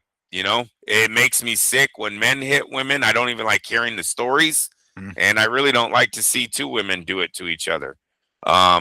That bare knuckle bullshit is fucking totally one of the saddest things. That's harsh. That's fucking harsh. I've seen those. Those are harsh. Yeah, it's fucking weird that women would even do shit like that's someone's daughter, bro. Like that's someone's little girl. You know what I mean? And I know they're like, oh God, what a pig this guy is. A girl can be macho too, but it's just what I don't prefer the crooked nose and the fucking swollen eye and. No, black and blue. And for the record, we're not saying they need to cater to us. I'm not saying that. All I'm saying is, look, if you want us to watch it, there's going to be, look, I don't generally watch bare knuckle boxing. Every so often it's on because we have like the Dish Latino package and they air it regularly, old fights at least, older. And I don't watch them. And I'll watch chick fights. I don't give a fuck. I have a slightly different perspective, point of view as Andrew. I watch chick fights all the fucking time. Not because they're chicks, but because I'm a fight fan. If they fucking throw down, I'm entertained. I don't give a fuck. I don't give a fuck if it's a dude or a chick in there. Now, I realize it's not at the most elite level because I've seen the elite of the men, but at the very least, at the elite of the women, I'm down with that. I don't give 2 flying fucks. I know people watch women's MMA because they wear the fucking uniforms, which I have a bone to pick with the UFC for that because, like, look, if you want us to take these women seriously, don't offer these damn uniforms that shows half their bottom ass, like just give them actual fucking shorts. I don't watch it for that. That's not to say that these women aren't attractive or I myself don't find them attractive, but that isn't why I tune in. There's a bunch of extremely attractive women who fucking suck. I watch one of their fights and I'm like, this blows. I'm not watching this shit. I don't give 2 flying fucks about how hot she is. I want to see entertainment. I want to see a fucking fight. So I'm totally cool with seeing the chicks fight. But again, if there is special consideration taken because they are women, I'm fine with that too. Like, look, we're not doing this to hold women back by any stretch. Not say we as in like men, but the UFC or the WBC or whomever. And to some degree, I even think the women who do bare knuckle boxing, I'm not sure they do it necessarily because they want to. It's just like, yeah, we can do what men can do. Let's do it. Like, all right, you don't have to prove it to us, but we believe you can do it. It's not a big deal. You know what I'm saying? But if you want to do it, by all means. Because Miguel, what's coming next. We should make more money. I'm fighting the same amount of time. I'm doing the same amount of rounds, and it does not work that way. No. So it's that's what they're building up to. That's like, dude, that's why I'm like, I can't get behind the argument. Like, yeah, women should be able to fuck themselves up longer. Science says don't do it. Yeah, who cares? But she wants to. What? It's a dumbass argument. If you want this rule changed, maybe you guys should have an independent, rest in peace to the Victor Conte, but like a company, USADA, someone do a big time study on women's boxing and go and fight the UFC. Excuse me. WBC. Yeah, I hate those guys. I'm sorry, Miguel. I'm just kidding. But the WBC and get them to change the rules through science. Like, that thing is outdated. The way these women train now, the way they lift weights is different than when you guys did that in the 70s or 80s. And I don't even know when the WBC had this thing done. But I know there's a lot of older women fighters probably going like, really? We got paid money just to do the 2-minute rounds. Why are you trying to add work? Right? Like, is it just for the sake of proving a point? Like, is that really? Because I mean, I'm down to work fewer hours and get paid the same amount of fucking that out. You know what I'm saying? Like, why wouldn't I get to work less? No shit, really. And Right. I get more downtime or whatever the hell, right? Or off time. I mean, I'm totally down to get I paid don't the want exact a amount. raise, but I want 5 more hours Yeah. on my time card. Yeah, you shorted me 5 hours on my time card. No, I'm not talking about pay. I just want the hours. Just want the fucking. I want to show that I'm. Yeah. No way, bro. They're doing it for a reason. They're doing it so they can say they want to raise right after that, and that's where you got to start doing this. Yeah. Because No, I hear it. Because it doesn't that's not like. Can you imagine if there's like, a male stripper who's like, hey, look, I don't get paid as much as these chicks. I need equal pay for equal work, yo. Like, no, of course not. Nobody's throwing dollar bills at you. All the fucking men are throwing them at the chicks, bro. Can you imagine going to the chicks and saying that, like, you're gonna have to give some of your money to that guy because equal work? You'll be like, what the fuck? Fuck no. Of course they wouldn't want to do that. He's not bringing in all the cash. It's them. That's just the way it is. That particular line of work, I should say, is how it is. No. All right. So now you just got canceled, Duncan. No, but definitely won't have Bumgarner on her show. I don't think. She's never gonna be like. No, I'm sure she will be. She'll be like, you fucking misogynistic pig. Are you the one that calls me chick? Yeah, exactly. Do you listen to Andrew Tate, motherfucker? Like, oh well, go. Take it easy there, you little lady. Oh, just call me little. Oh my. But hey, she did take a picture of Anthony Joshua this morning at the pool. Just had to put it out there because everyone else seems to be reporting it like maybe they didn't leave each other last night. But whatever. Way to start the rumor. They're young. Let them live. Yeah. Let them cook. They're young. They're rich, and they're fucking attractive. Let them do what the fuck they want to do. Oh my. I suppose. In regards to the whole show overall, I heard Lennox Lewis on the mic, and I gotta say, I think they have to stop giving him the fucking mic, man. I think they have to stop giving him that. Like, there are times, and look, the job is not easy. I'm not trying to say that the job is easy. It's not, right? There are times where I'm watching a fight and I try muting it, and I'm trying to do what Larry Merchant does and Jim Lampley, and it's fucking hard, yo. Even fighters who retire and then they become color commentators and they're do play-by-play or whatever, ringside or cage side. Not everybody can do that shit. That it takes a special skill to do that, and it could be learned. Don't get me wrong, but there's just some people that have it and some people that don't. And man, when I hear Lennox Lewis, and he was with HBO for a while, right? And he was like their boxing insider, I guess you can say. And man, it's just at this point, at his age, it seems as though like the words are just kind of coming hard, like they are hard to come by, and he seems to have a hard time trying to get whatever point it is he's trying to cross. And maybe it's just his age at this point. I mean, he is a retired boxer, took a lot of fucking shots, right? So maybe just a little bit of a hard time doing that. If you listen to how he talks, and then you listen to how Ward talks.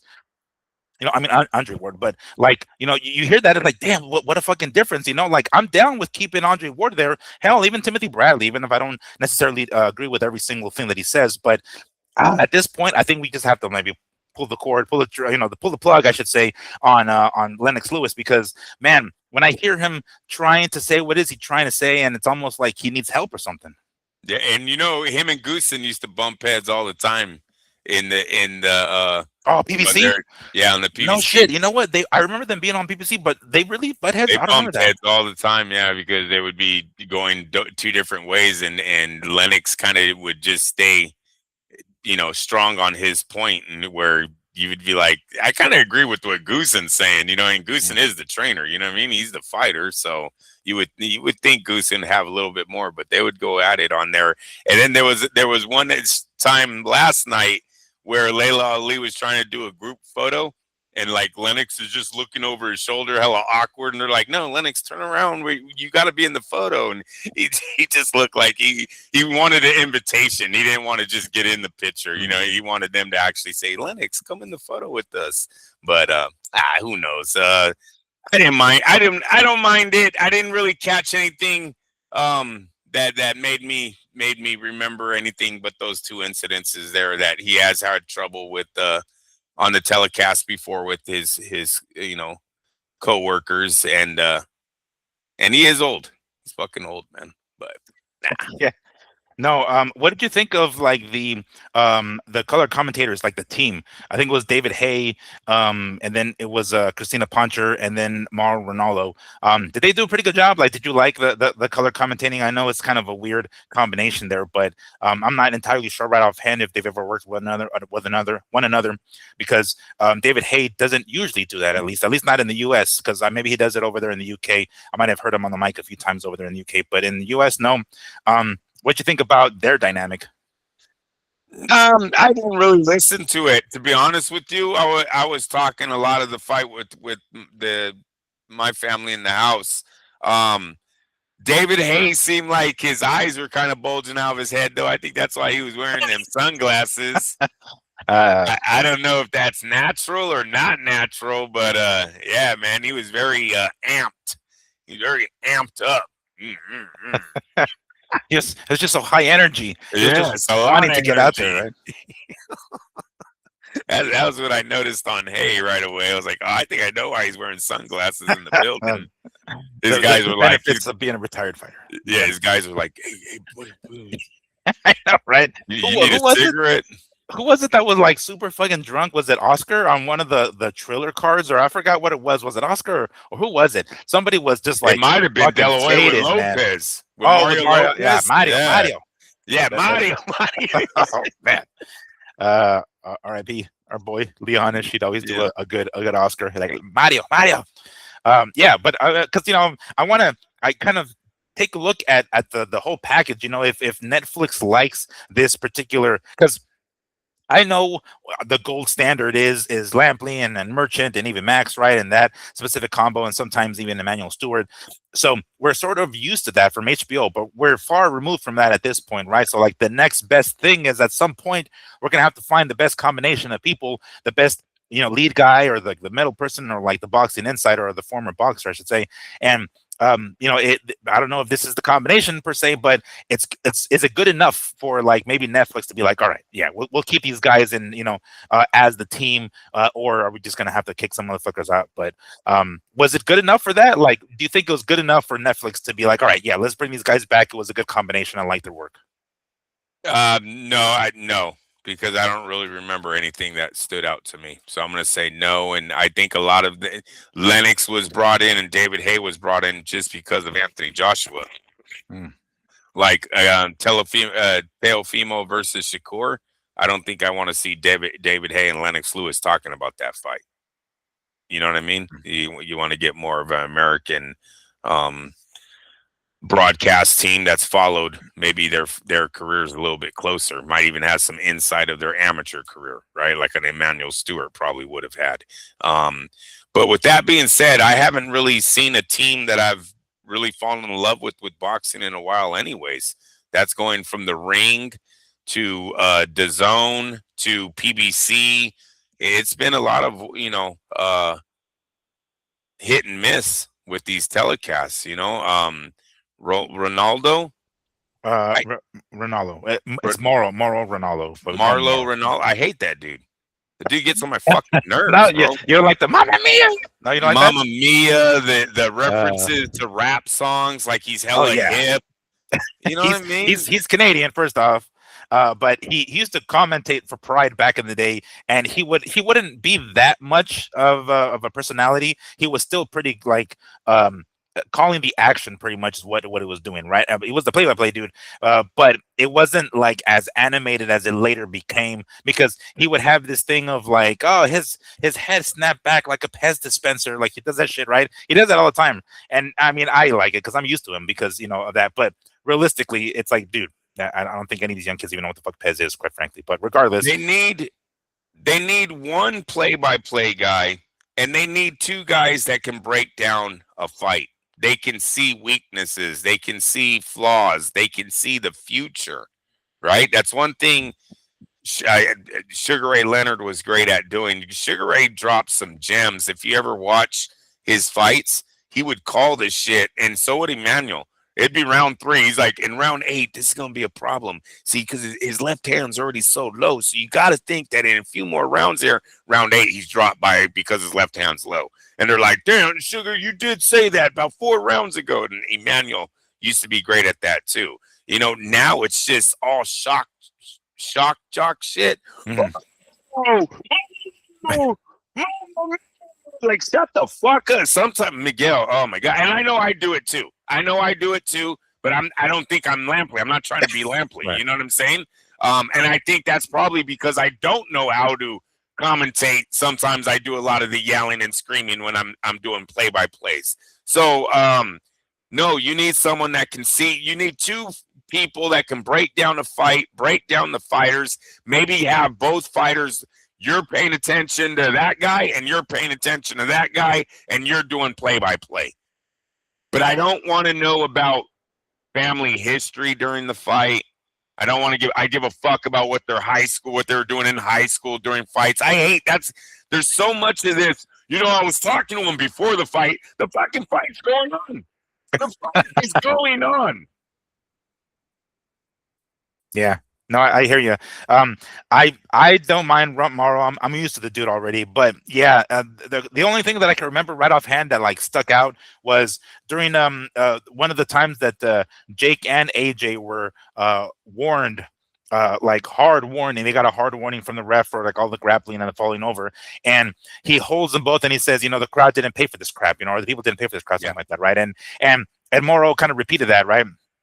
And he was like, oh yeah, right. He said something along the lines of like, yes, exactly. You heard the referee, you know, people didn't pay for it. So I remember him echoing that.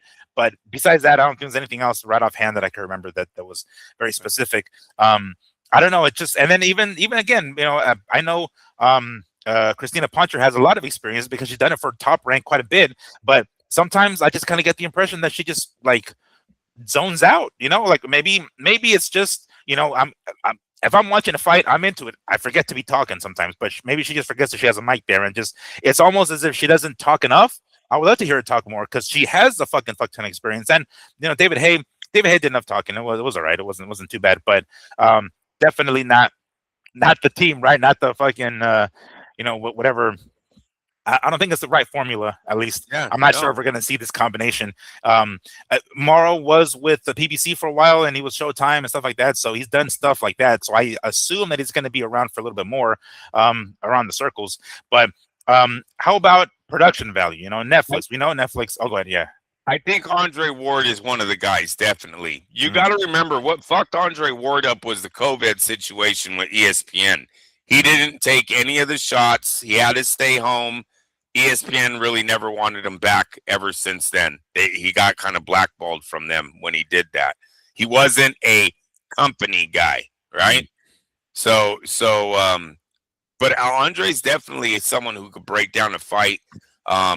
You know, I'm hoping him and Roy's podcast, because it seems like they're doing a podcast tonight or together. Have you seen their podcasts? Well, is it the all the smoke thing, right, or something like that? I thought it was just an Andre Ward thing. I didn't think it was Roy Jones. I thought Roy was just like a reoccurring person or something. Maybe he's reoccurring, but he's been on there a lot. Like they have a lot of reels out, you know, together. To where I'm hoping that maybe them two can get a chemistry where His Excellency Turkey could bring him on for the ring fights or something like that, because those are the two fight. Those are like the brains we're talking about, right? Highly schooled in the sport, right? Both of them are gold medal winners. I give a fuck that Roy got robbed. I mean, the guy gave fucking Roy the gold medal, so Roy's for all intents and purposes, he's a gold medal winner. They're both gold medal winners, so they know the amateur side of it. They know the professional side of it. They're legends. They're winners. They could be two that we lean on because of their age too. They're young. They can put in years here, you know. I don't know what happened to Teddy. I don't know if Teddy's hard to work with off the air, because it seems like Teddy should be one of the guys that we lean on hard. The guy comes from the Costamano gym. Like, he's one of the I don't know. He's one of the gatekeepers of the sport for America. You know, we don't have too many Teddy Atlases around, and we're just not using them. It's like, why? He must be a problem. It must be Teddy. I don't, you know, maybe when he gets mad, You know, he gets mad on the mic, gets Yeah. loud. Oh yeah. Maybe he's like that behind closed doors too, where they're like, man, I don't know if this guy's gonna fucking slap me or fucking he's just talking to me. Get him out of my office. You know, I'm Right. done fucking. I'm He's done. he's in the dressing room, you know, helping you with stuff, and he's like, "We're firemen. We're firemen. We go out there and we put out fires." It's like, "Whoa, Teddy, the cameras are not on yet, homie. Like, let me get out there, and then you give me the fucking pep talk. I'm just barely putting on my makeup, homie. You know, I got the makeup person doing my shit. You know, you ain't got to give her a pep talk. I'm sure she knows what she's doing." Did you rob him? Did you know about this robbery? Because that was a robbery out there. Yeah, like definitely, bro. or like that dude that sucker punched the guy after the fight. He's like, he should be charged. That's a suck. Oh my. So Teddy, I would think would be one. I don't know why we don't lean on him harder. Look, Joe Guzin, really never been mad at him. Don't know if he's an every telecast guy because you know he's busy in his training life. But yeah, I want to see Andre and Roy go at it one time on a telecast. Who would be the play-by-play though? Man, I don't know, Max. Is that too much of a reach? Too much of going back to HBO. Well, I don't want to say HBO, but I think maybe to some degree he's so on the TKO Turkey Ring bandwagon. Oh, yeah. You know, that train. I'm not sure if they're gonna let like, oh yeah, go ahead and work with Jake Paul and Netflix or whatever the fuck, you know, whoever MVP, because chances are it's going to be, you know, MVP. It's going to be the MVP promotions on Netflix or whatnot. But anyway, I don't know if they even allow him to do that because I mean, he's gonna stick with the ring. Of course, he's gonna sting him and Mike Coppinger. They're gonna be cool over there. I don't think they let him come over here to Netflix. I don't think, at least. What about the whole show overall? How would you call it? I started watching some of the early prelims because they had them on fucking YouTube, and I was watching it. It was pretty entertaining for the most part. I think there was some young talent there that, to some degree, you know, we can give more credit to Jake Paul for that. We'll give credit, you know, to where it's due. Jake Paul is doing what he's doing as far as like giving the proper spotlight to the women fighters, the women boxers, and then young cats coming up as well.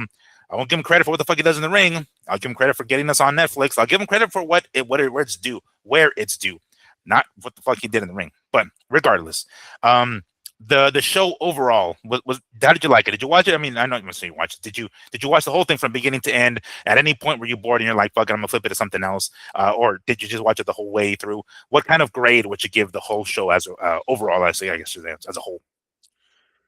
Overall, I would say a B. I mean, I think it's not an A because the opposition, right? I don't know, Miguel. People were entertained. Silva got a knockout. That's entertaining. Baumgartner boxed the shit out of the girl. I don't know how people take those fights. Me personally, I think you heard me. I was like, "This is gonna be 12 rounds." I was like, "It's gonna go the distance," and then they said it's 12-round fight. I was like, "Fuck, it's going 12." And I was right. It went 12. Like, even when they said, oh, she's going to get a knockout, it kept me interested for about 2 minutes. And then I was like, no, there's not. She got out of the round. There's not going to be a knockout. They're lying.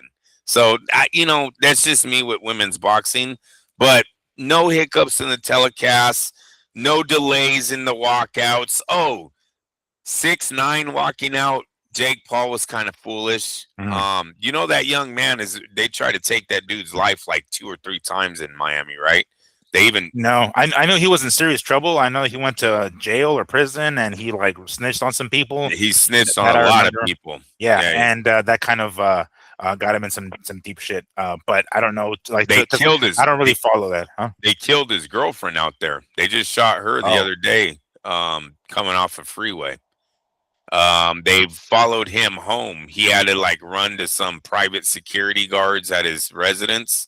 And he said the 2 cops that were behind him were fake. When they went to go check the guys, I guess they took off. Wow. Like, they're really trying to hit this dude. And he goes, you know, they're saying all these guys are like dumb for doing these lives. Oh yeah, I'm out here doing this. This dude was literally on Netflix.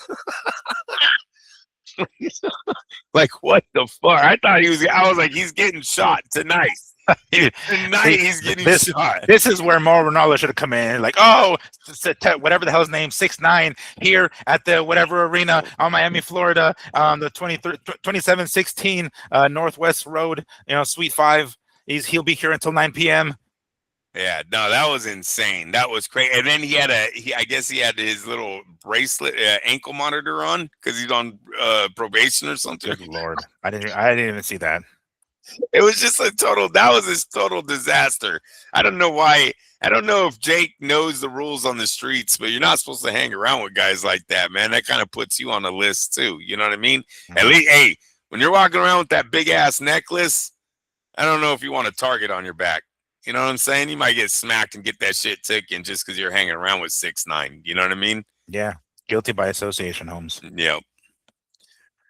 So, right. But overall, it was a good card. We got what we wanted. The end of Jake Paul. Miguel, it was the end of Jake Paul. I don't think we're going to be dealing with this bullshit anymore. And if we do, it's going to be toned down a whole lot more, you know? And like you said, we're reaching a point where, like, because of the injury, he'll be gone for a year. So chances are we're not going to see Jake Paul in 2026. Oh, yeah. Very true. That's what it's looking like, at least. Yep. All right. Well, if you guys wondering, was there any more boxing? Yeah, there was. Unfortunately, there was, guys. It was Misfits boxing, and you're probably thinking, why are these fuckers talking about it? Well, we saw some funny shit. we saw part of the Vargas dynasty on the undercard, right? Amado. That counted for something, right? The El Cucuy, Tony Ferguson, returned to the boxing ring, got himself a victory. And one Andrew Tate got fucking clock cleaned. I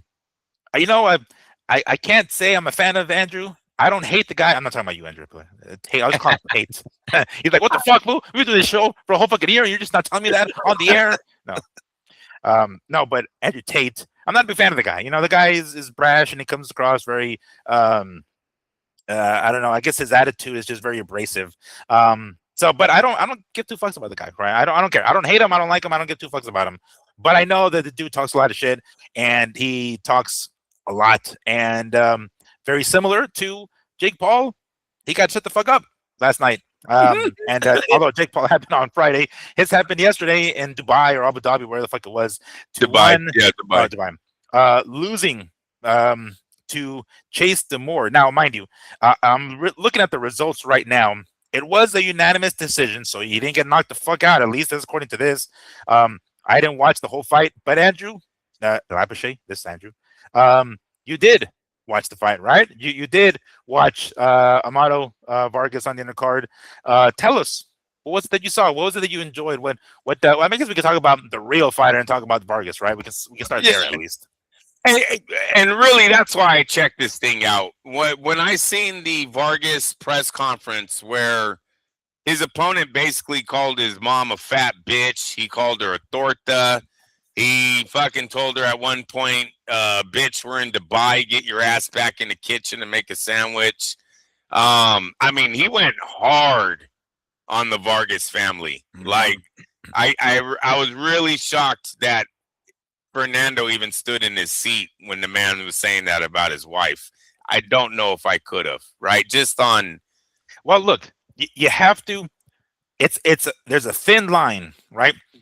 You want to be stoic. You don't want somebody to be able to say these words and trigger you, like using your emotions. You want to stay calm. I'm not talking about Amado, though. No. Well, what's his name? Is Fernando and his wife, right? The mom. Yeah.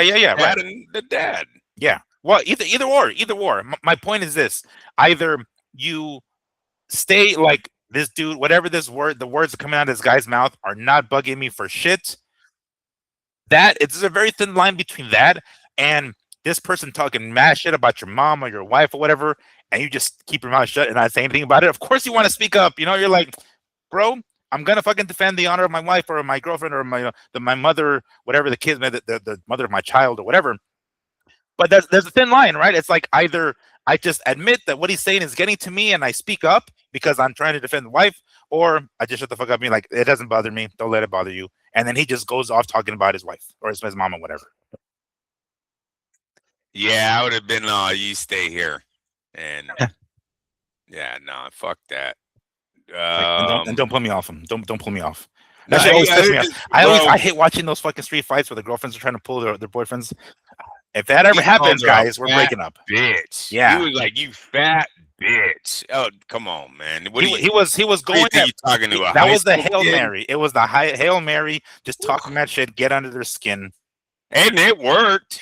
Well, that's what I'm saying. Hey, that's my point. Like, either he stays stoic and like it doesn't bug me, or it's I'm gonna let you just talk shit about my fucking family.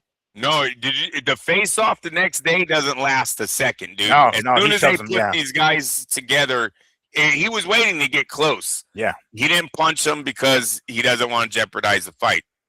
I get that. But he pushed him, he shoved him, the bad blood was there. I was in. And the dude looked kind of legit. Like, Miguel, I didn't know these were all fucking douchebag YouTube guys.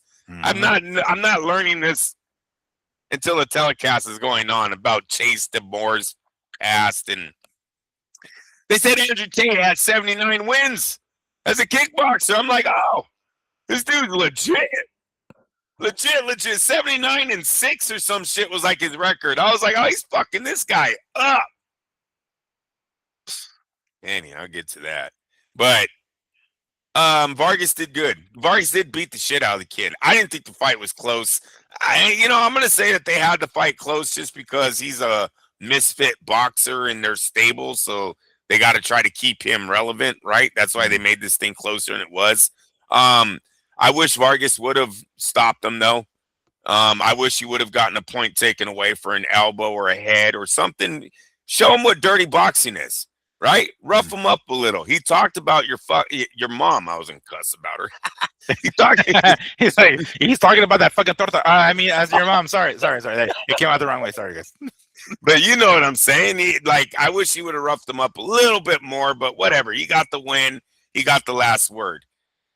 I was not impressed with the fight at this moment. I was hoping the main event was going to be better. The main event was not better. Dude, Tate, look, man, this guy, I don't like him either, but I don't mind some of his reels, right? Miguel, the shit we've been through in the last 4 years where our men have been going, it was kind of a breath of fresh air to see someone tell the younger men to stand up for themselves, to work out, be fucking hard, don't take throw some balls. Yeah, exactly. Yeah, I'll kick your ass if you tell me that. He ain't kicking no one's ass. He ain't kicking. Andrew Tate ain't doing a fucking thing, bro. He could try to. He could talk. Yeah. He could talk, and he can maybe pump some steroids and vitamins, whatever he's doing to get those muscles. It ain't fucking kickboxing. I'll tell you that. He's not. He's damn sure ain't keeping up with the bag. It was pathetic, bro. It was so bad. The level of dude. I'm telling you, Jake missed millions not fighting this guy when he called him out, because I remembered Andrew Tate did call out Jake Paul. Oh, you're right, he did. I remember it, bro. But is the opportunity missed, you think, or still isn't that maybe possibly still on the table? I mean, once maybe that's Jake's swan song, come back one more time, fight Andrew Tate, and make a fuck ton of money on the way out. It might be, but this was such a bad outing. Like, this video is going to go viral for a while of both of these guys, the way they were punching each other, the way they were taking punches. I mean, getting hit with uppercuts 5 feet away. What the fuck? And then he was hurt twice. And, dude, the other guy, pink gloves, pink writing on the trunks, a man bun. He's an actor. Like, everything is telling me this guy is a fucking cupcake, bro. I don't think he likes women. I'm just being real. I think the most manly dude walking the planet, his own description of himself, right? He's alpha ego or alpha top dog, got beat by a guy with pink gloves and a fucking man bun. He comes from a Netflix TV show with nowhere near as many professional fights as Andrew Tate. Like, I mean, I look, Andrew's 40. Not this Andrew, Tate. I'll just go by last names. Tate is 40, mind you, and he's been out of the ring for quite some time. So, understandably so, there's going to be some ring rust. But against a dude who doesn't have nearly as much fighting experience or sparring experience or any of that, Like we should have it should not have been. It should not have gone that way. He should have. Andrew Tate should have been able to at least fuck around with him for a little bit and maybe clock him and finish him or something like. But it's just it even if the fight it was a unanimous decision, by the way. It shouldn't. If it was a unanimous decision to any degree, it should have been the other direction. It should have been Andrew Tate whooping, schooling this motherfucker. Even if he doesn't beat his ass, at least school him because of how much experience Andrew Tate has. I promise you, Lee today, for all of our Fight Net guys, Lee today would have been challenging both of these dudes at 54 or whatever Lee would have been. And then asking us to train him. Yes. Yeah, bleeding of the brain and all. He's fucking doing it, Miguel. Because these dudes weren't shit. Both of them weren't shit. And one's walking around with the title. He's the heavyweight champ. It was such a joke. I wanted my Saturday back. I'll never do it again. Misfits is out. They're out on my league. I'm not watching that again. I did not watch it for that exact reason. I know. I knew who Andrew Tate was. I don't know who the other dude was. I knew Amato. As a matter of fact, I thought the fight was on Friday as well, but it ended up being Saturday. I was like, oh shit, that's right. It's Dubai early morning, so I knew it was going to be earlier in the day on Saturday. But when I've watched, I mean, I would say watched. I've heard of the Misfits and their boxing promotion. I'm like, man, I'm not fucking wasting my time on this shit. To some degree, I don't know why even Amato, I know Vargas is there. It's like, dude. You're fucking legit. Don't go there. Don't go that direction. You know what I'm saying? Granted, we understand why Top Rank is securing Emiliano, right? But I don't know. It just seems like that's the direction it's going, huh? But it's hella weird. It's like, where do they get this money? Who flew Fernando, the wife, him, his brother was there? I don't know. Were all three of them there? You know what? I think all three brothers were there. Yes, because they did a video. Oh, yeah. Where they had like the fucking, I don't know what it's called. Right. They're dressed in like proper attire, right? Yes. So who flies all them out? You know what I mean? Like, where is this money coming from? Is Dubai, are they trying to do the same thing that Riyadh's doing? And they're just got open checks where they're like, yeah, I'll bring your whole family. Like, they couldn't have done 5,000 pay-per-views in America, bro. They couldn't have. Where did they make that money to pay for their whole family's stay and their planes? It's so weird. It's like dude, where does Riyadh come off giving Devin Haney $16 million to fight Brian Norman? $16 million? Where did they make that back? I'm not sure they do. That's what it's looking like. I'm not sure they do. I think they're still in the fucking red. IOUs? Yeah, they're like, we know he will be the guy. It's like IOUs, like Dumb and Dumber, right? It's like, no, that's better than cash. That's IOUs right there. It's like, you see this? There's a Ferrari. Well, I want to keep that one. One of those. Oh, jeez. That was a good scene. That was a great scene. Like, what the fuck? Many in that movie, but that one was fucking. Yeah, that was fucking funny. You might want to keep that one. Like 250,000. I want to keep that one. Oh, that was classic. Yeah, I don't know where. I mean, I have to assume they're in the red at this point, yo. I don't think they're made that and some for it to be a profit. I don't think. Right. So yeah, no, definitely wanted my Saturday back after that. Tate. Yeah, Jake Paul. I don't think it's a fight right now because Tate got eaten alive yesterday. Oh, they were not nice to that dude. And they shouldn't be. He's talked a lot of shit for years. Like I said, I didn't really like the guy in the beginning. I was like, well, who the fuck is he? Yada, yada. Then he started growing on me when I seen half the population start thinking they were fucking women and they, we all needed to be woke and all this other bullshit. I was like, you know what? Fuck it. Let this guy go ahead and make these videos. The young men want to listen, they'll listen. But then for him to go out there and just put on the display like that, like he was a fraud. He didn't even know jab right hand, bro. Like, I think it was my son's like, well, he was a kickboxer. I'm like, yeah, but you just said it, kickboxing. Like, there's still boxing in kickboxing. Like, what the fuck? He's not even throwing the legit 1, 2, 3. You don't remember? I don't give a damn that you're 40. These are easy punches, man. You got a guy, his hands were down. His feet were in the wrong place. He's walking toward, like, I don't think that Moore dude does anything proper in the ring. I mean, yeah, he was punching like this sometimes. 2 punches. No power. It was so fucking weird. The guy's so awkward. It was pathetic and then he hurt Tate twice. Yeah.